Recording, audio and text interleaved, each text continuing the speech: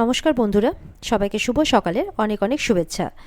অনুরাগের ছোঁয়ার আজকের পর্বের রিভিউ নিয়ে আমি পৌঁছে গেছি তোমাদের সামনে। বাংলা সিরিয়াল সমাচারে তোমাদের সবাইকে স্বাগত জানিয়ে আজকের পর্বের রিভিউ আমি শুরু করছি। শুরুতে যেটা আমরা দেখতে পাচ্ছি যে দিবা তো গালে মারের দাগ দেখে অবাক হয়ে গেছে, সোনাকে জিজ্ঞাসা করছে। আর এদিকে রুডি বারবার করে বলছে যে হয়ে গেছে আপনার মেয়েকে দেখা মামুনি, এবার আপনি যান। বলে না, একদম আমি যাব না, যদি যেতেই হয় তাহলে আমার মেয়েকে এখান থেকে সঙ্গে করে নিয়ে যাব। সোনা চল আমার সাথে। সোনা বলছে, যখন হাত ধরে টেনে নিয়ে যাচ্ছে সোনা থেমে যায়। বলছে কী হয়েছে সোনা? বলে এটা মারের দাগ নয় মা, এটা অ্যালার্জি হয়েছে। তখন বলছে কেন তুই এরকমটা বলছিস, এটা অ্যালার্জির দাগ? তখন রূপা বলছে এটা কোনো অ্যালার্জির দাগ নয় সোনা, তুমি মিথ্যে কথা কেন বলছো? সোনা মনে মনে বলছে যে মা যা সন্দেহ করেছিল একদম ঠিক, কিন্তু আমি তো এখান থেকে গেলে সবার কাছে হেরে যাব। হয়তো রুডি ভালো, কিন্তু আসল সত্যিটা কি আমাকে তো এখানে থেকে জানতেই হবে, এমনটা মনে মনে বলছে সোনা। আর বলছে রূপাকে, তুমি কি ডাক্তার হয়েছো নাকি? বলছি তো এটা অ্যালার্জির দাগ।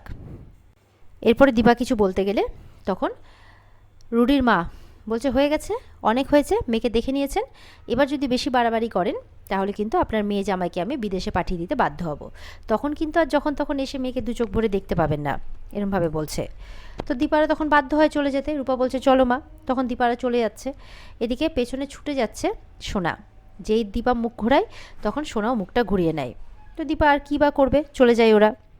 এদিকে সোনার কাছেও শাশুড়ি আসে, বলছে যে আহারে লেগেছে বড্ড, তাই না? তখন সোনা বলছে আপনি আমাকে মারলেন?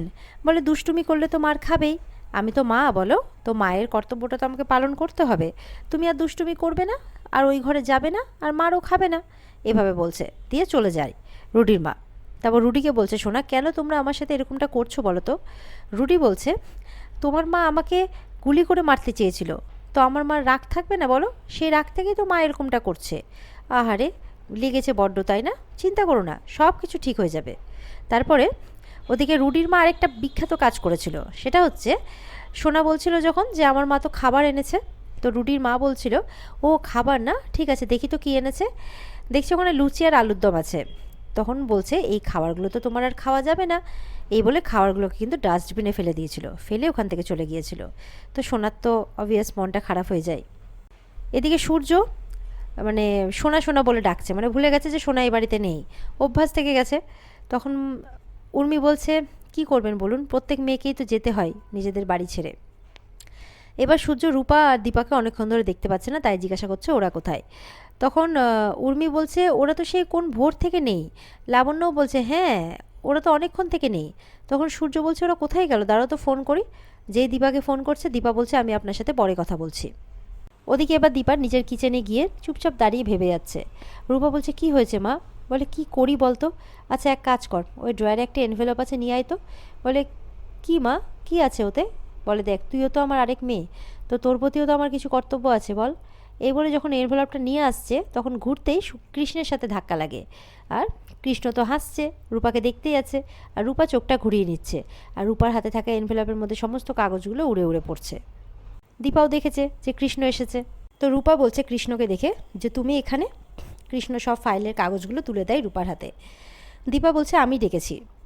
তখন কৃষ্ণ রূপার মায়ের কাছে যায়, আর রূপার মা মানে দীপা তখন তাকে টাকাগুলো দিচ্ছে, ফেরত দিচ্ছে, মানে কৃষ্ণ তো অনেকগুলো টাকা দিয়েছিল এনভেলপে করে, সেই টাকাটাই ফেরত দিচ্ছে। কৃষ্ণ বলছে না না, এই টাকা দিয়ে আমাকে ছোট করবেন না প্লিজ, এটা নিন আপনি। বলে না, ধরে নাও, এটা মা তার টাকা তোমার কাছে রাখতে দিল, তুমি আমাদের জন্য অনেক করেছো, এই ঋণের বোঝা আর এই মায়ের মাথায় চাপিও না, তুমি এটা রাখো। তারপরে বলছে যে আমি জানি যে তোমরা দুজন দুজনকে খুব ভালোবাসো, আর এবার তোমাদের চার হাত এক করবো, আমি কথা দিলাম। ঠিক তখন সূর্য চলে আসে। সূর্য তো দেখে এবার ভুল বোঝে, কি তুমি মেয়েকে বাইরে বাইরে দেখা করার সুযোগ করে দিচ্ছ এই ছেলেটার সাথে? এই ছেলেটা এত কিছু করেছে আমাদের পরিবারের সাথে, তাও তুমি এবার বাইরে বাইরে এই সব কিছু করে বেড়াচ্ছ, এটা তোমার ইম্পর্টেন্ট কাজ? ভাগ্যিস তুমি ফোনটা ধরোনি, নাহলে তো এই দৃশ্যটা আমি দেখতেই পেতাম না। দিবা বুঝতে পারে যে সূর্য আবারও ভুল বুঝছে। এরপরে কৃষ্ণ কিছু বলতে গেলে কৃষ্ণকে একদম ধমক দেয় যে খবরদার তুমি আমাদের মাঝখানে একদম আসবে না, তুমি হতে পারো রূপার কাছে ইম্পর্টেন্ট, দীপার কাছে ইম্পর্টেন্ট, কিন্তু আমার কাছে ইম্পর্টেন্ট নও। তো সূর্য তো বলছে ছি দীপা ছি, তুমি এতটা নিচে নেমে গেছো, ছি ছি ছি। এরপরে দীপা কিছু বলতে গেলে চিৎকার করে একটাও কথা বলবে না তুমি, এই বলে সূর্য ওখান থেকে বেরিয়ে চলে যায়। দীপা সূর্যকে মানে দীপা রূপাকে বলছে চল, তোর বাবা আমাদেরকে ভুল বুঝেছে, এক্ষুনি আমাদেরকে যেতে হবে, চল তাড়াতাড়ি। এরপরে সূর্য বাড়ি ফিরে আসে। এসে তো সবাই সূর্যকে দেখছে, কি ব্যাপার, সূর্যর মুডটা অফ লাগছে, কি হয়েছে? লাবণ্য বলছে কি হয়েছে? লাবণ্যকে হালকা আদর করে সূর্য কোনো কথা না বলে চলে যাচ্ছে। কিছুক্ষণের মধ্যে দেখা যাচ্ছে রুডি, তার মা আর সোনা সেখানে এসেছে। রুডির মা হঠাৎ করে এসে বলছে, আমরা সোনাকে এখানে রেখে যেতে এসেছি। সবাই বলছে মানে? বলছে আপনার মেয়ে আর ওই বাড়িতে থাকবে না, তার কোনো জায়গা নেই, এই বাড়িতেই থাকবে। এটা শুনে সবাই অবাক হয়ে যায়। তখন সেখানে দীপা আর রূপাও চলে আসে। সূর্য বলছে কি বলছেন ঠিক কিছু বুঝতে পারলাম না। দীপা বলছে আমি বলছি আপনাকে। তখন রুডির মা বলছে প্রশ্নটা যখন আমাকে করেছে উত্তরটা আমিই দিই। রুডির মা বলছে অধিকাংশ বাড়িতে মেয়েদের ডিভোর্সগুলো তাদের মায়ের বাড়ির জন্যই হয়, জানেন তো। এরকমই একজন উদাহরণ হচ্ছে দীপা। কাকিয়া বলছে আপনি ঠিক কি বলছেন বলুন তো, দীপা কি কিছু করেছে? তো রুডির মা তো বলছে যে সাত সকালে নাকি দীপা আর রূপা গিয়ে তাদের বৌমাকে মানে সোনাকে গিয়ে উৎপাত করছে। তখন সূর্যের কাকিয়া বলছে কেন, এই বাড়ি থেকে ওই বাড়িতে কেউ গেলে কি আপনার অসুবিধা আছে? বলছে আমার শ্বশুরমশাইয়ের কিছু নিয়ম আছে, সেটা আমি উল্লঙ্ঘন করতে পারবো না।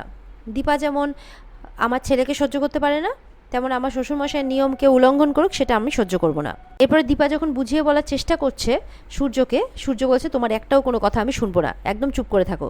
সূর্যের কাকিয়া বলছে তোমারই বা কী দরকার ছিল সাত সকালে ওখানে যাওয়ার বলো তো? বলে সেটাই তো কেউ শুনছেন না আপনারা, তোমরা তো কেউ শুনছো না যে কেন আমি গিয়েছিলাম। তখন সূর্য বারবার করে দীপাকেই চুপ করিয়ে দিচ্ছে। এরপরে সোনাকে বলছে রুডির মা সত্যিটা বলো। সোনা বলছে আমাকে কি এগুলো কথা বলার জন্য এখানে নিয়ে এসছেন? বলে হ্যাঁ। রুডি তখন তার মাকে সাইডে নিয়ে গিয়ে বলছে একটু বেশি সিরিয়াস হয়ে যাচ্ছে মা। বলছে সিরিয়াস হয়েছে বলি তো বলছি। সাত সকালে আপনার মেয়ের গালে র্যাশ বেরিয়েছে আর আপনার বউ এটা প্রমাণ করার চেষ্টা করছে যে এটা নাকি মারের দাগ। তো এটা আমাদের অপমান নয়? সম্বন্ধী বলে কি সব অপমান মেনে নেব নাকি?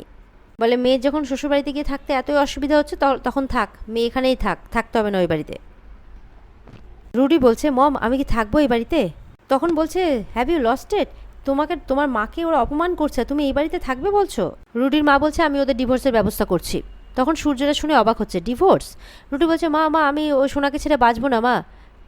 রুডির মা বলছে এত বড় কথা, তাহলে তুমি সোনা আর আমার মধ্যে থেকে যে কোনো একজনকে বেছে নেবে। মানে মা আর ছেলে মিলে রীতিমতো এখানে নাটক শুরু করেছে।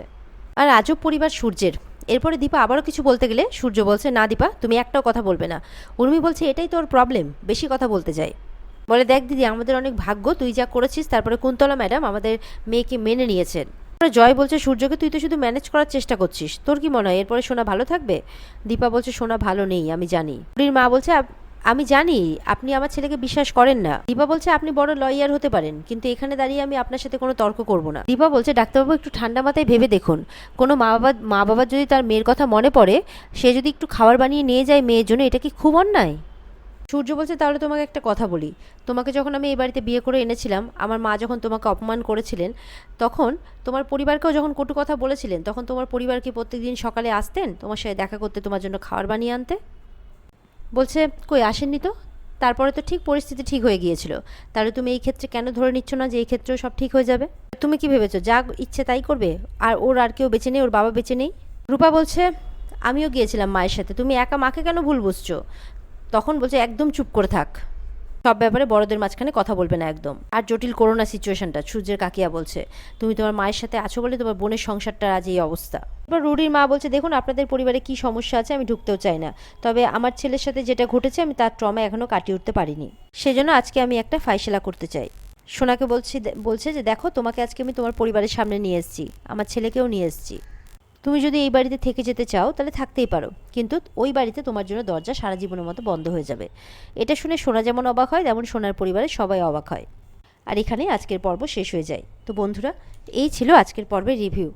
ভালো লেগে থাকলে অবশ্যই পর্বকে লাইক কমেন্ট করতে ভুলবে না, আর আমাদের সাথে জুড়ে থাকতে আমাদের চ্যানেলকে সাবস্ক্রাইব করতে ভুলবে না। পর্বের বিস্তারিত দেখতে অবশ্যই স্টার জলসার পর্দায় চোখ রাখবে। তাহলে দেখা হচ্ছে আগামীকালকে। সবাই ভালো থাকবে, টাটা।